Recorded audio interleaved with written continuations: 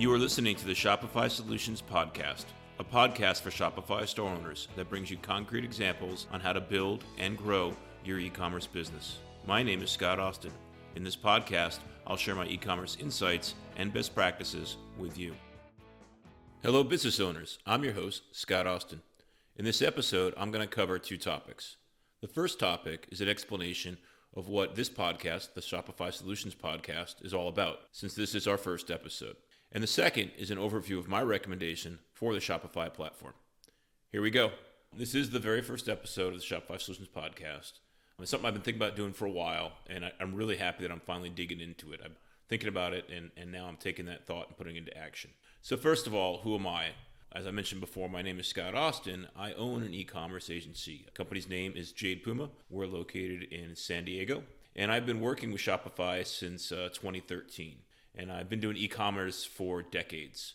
I actually worked at Microsoft for a while and worked on their shopping platform, MSN Shopping. I worked on the Xbox Games Marketplace. So I've been doing this stuff for a little bit of time. And today, my agency is focused 100% on Shopify. So this podcast, I'm designing it for business owners, people that are already online or thinking about getting their business online. And the premise of the podcast is that I work with a multitude of businesses. I see different stores that are trying to do different types of things with Shopify and other e-commerce tools. So every day I get to see what works and what doesn't work.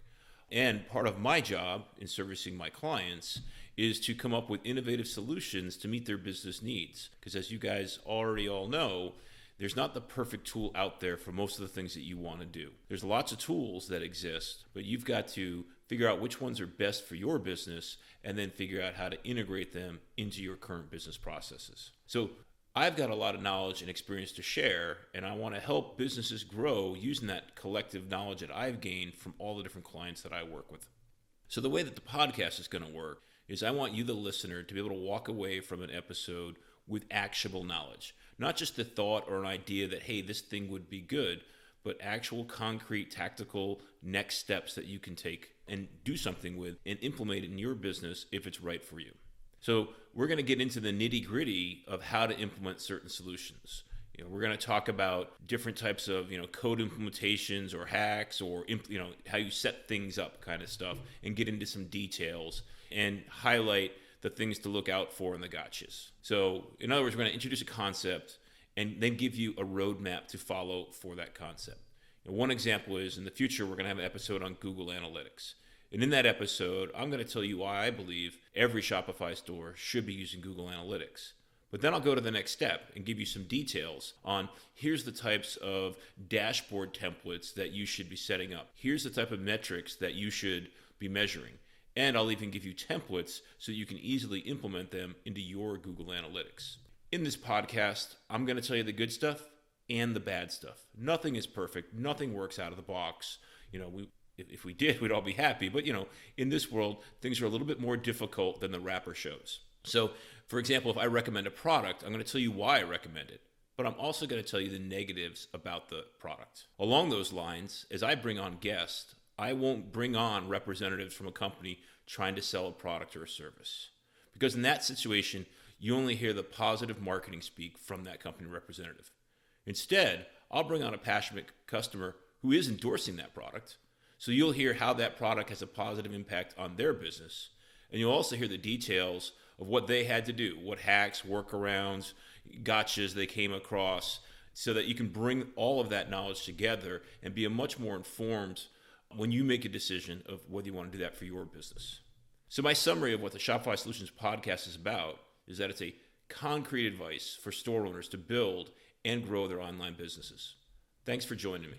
So now let's shift gears and talk about why I recommend Shopify and why I focused on Shopify only with my e-commerce agency. In my opinion, Shopify is the no-brainer platform for hosting your own store for any small or medium-sized business. And for this, discussion, let's just say that small to medium means you're making $10 million a year or less. So if your store is brand new and all up to $10 million a year, I think it's a no-brainer that you should be on Shopify. There are other e-commerce choices out there for businesses of this size. There's plenty of them. But to me, Shopify is currently head and shoulders above the competition. It's not like, this solution's good for this type of scenario and those kind of things. It's Shopify is so far ahead of the competition right now that it's an easy choice to make. And here are 5 of the top reasons, in no particular order, why I recommend Shopify.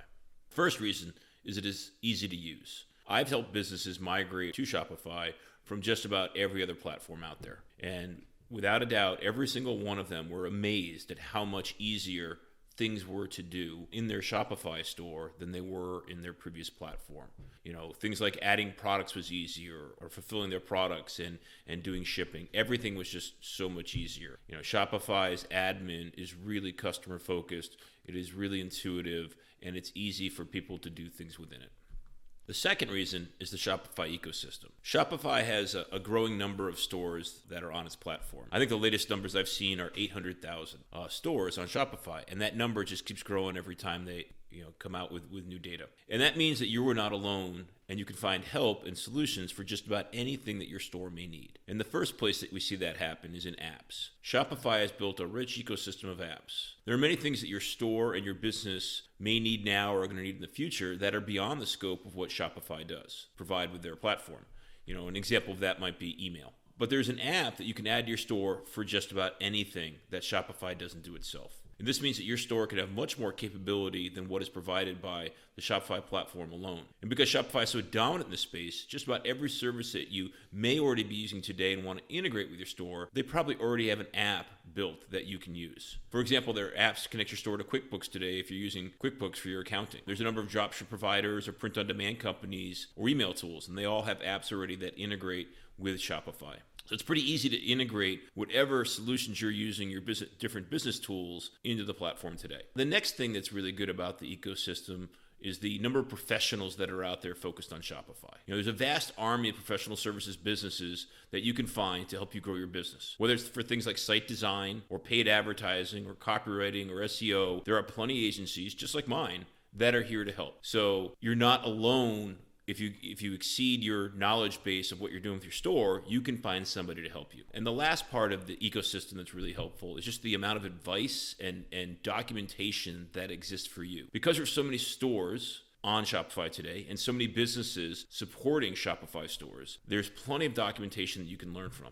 And some of that, documentation comes from Shopify itself with its forums, training courses, and basic documentation. But there's also a lot of it that's driven by the community. There's YouTube videos, there's blogs, there's podcasts, there's Facebook groups. There's plenty more that you can learn from. So a quick web search, if you're stuck on something, if you just say, Shopify, how do I do this? You'd be amazed at how many answers you'll find that are applicable to what you're looking for.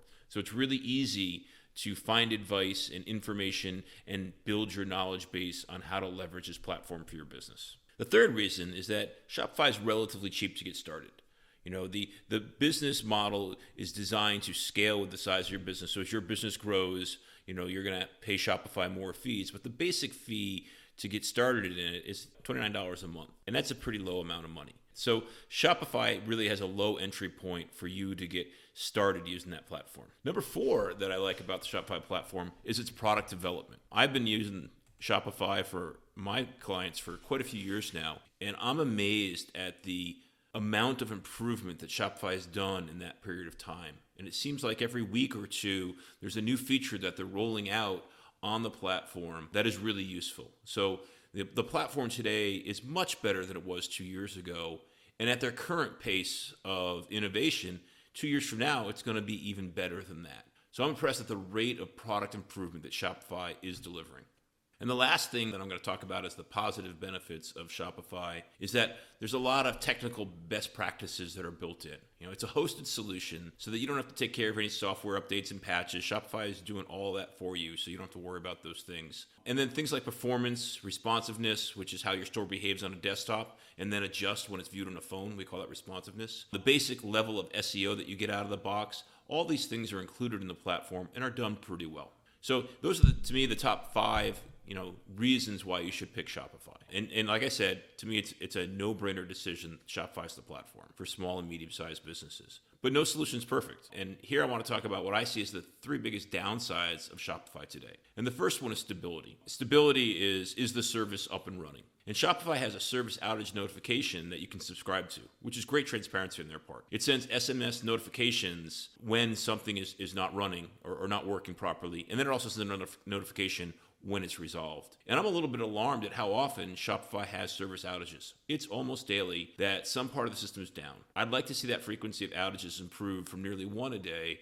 to one a week. The next thing is the user interface stability. And by the user interface, I mean the Shopify admin itself. It's a browser-based application. And the reason it's a browser-based application, that means you open up a web browser and go to a web page, and the app, the admin application, is working inside of your browser. And the reason that it's a browser-based application is that you can access that app from anywhere that has a browser. So if you're on your mobile phone, your laptop, your TV, as long as you have a browser, you can open up the app and use it. And it's actually hard to build an app in a browser because you have to make it work in all these different environments and screen sizes and input paradigms. So that's a lot of hard work, and that Shopify is definitely working on. But there's a bunch of little quirky things that happen inside that app today which become a frustration. Sometimes when you take an action in the admin, your action doesn't get fully registered. For example, often as I try to add a section to a page, I'll have to open up the same menu 2 or 3 times that lists the section options that I get to add, because it automatically closes before I get to click on one of them just because of the way the app is working. Another example is when I want to paste content into some rich text boxes, that text doesn't get saved. It doesn't get registered automatically inside the app. The save button doesn't change state so that I can click on it. So I'll have to edit that text a little bit before that save button will turn on. What I normally do is I just add a space and then delete that space, and then the save button turns on and I can save my changes. These aren't big issues, they're just little nuances, but they're the kind of things that, as you use it, you start to incorporate these little best practices of how to get the things to work. But it is one of those annoying things that can affect your productivity, and it's good for me to tell you about them so that you realize you're not alone. It's not you that's making these mistakes, it's just the way the interface does work. And the last one that I want to talk about as a downside is the support knowledge. I'm very disappointed with the quality of support that Shopify provides. And by support in this case, I mean customer support answering store owners' questions about problems. They have a lot of people and they're very responsive to customer support inquiries, but the knowledge of these people is very limited, and surprisingly, they're often just wrong about the answers that they give. For example, on Shopify forums, the support staff is answering a lot of the posts that customers put up there. And all too often, their solution is just to point to an app that the store owner should download and install in the store. Sometimes that app may or may not solve the problem, but I've also seen many cases where the Shopify staff could easily just document a couple lines of code that they would recommend to make to the theme that could have met the solution that the customer is looking for without having to go through the whole process of adding an app and taking on that extra monthly fee. So I think that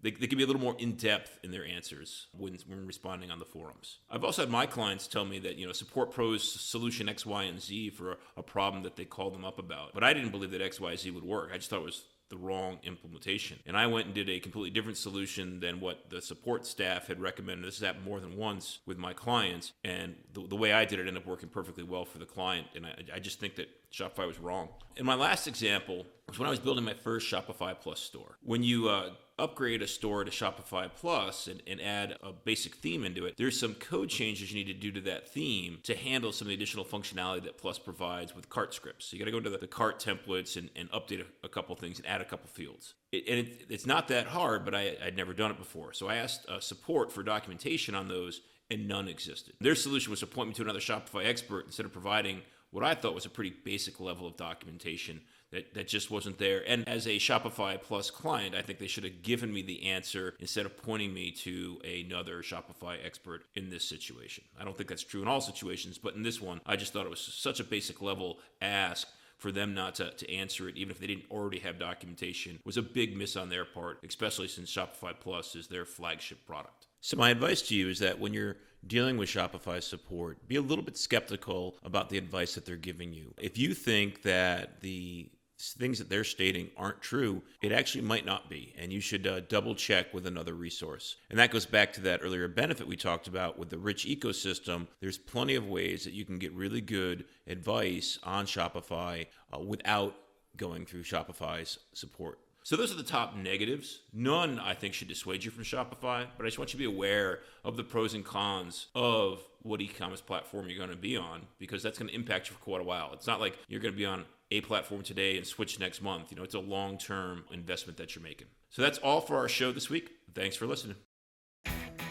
You've been listening to the Shopify Solutions Podcast with Scott Austin. This podcast is brought to you by Jade Puma, a full-service agency focused on Shopify. If you liked what you heard, please leave a review and subscribe on iTunes or wherever you get your podcasts.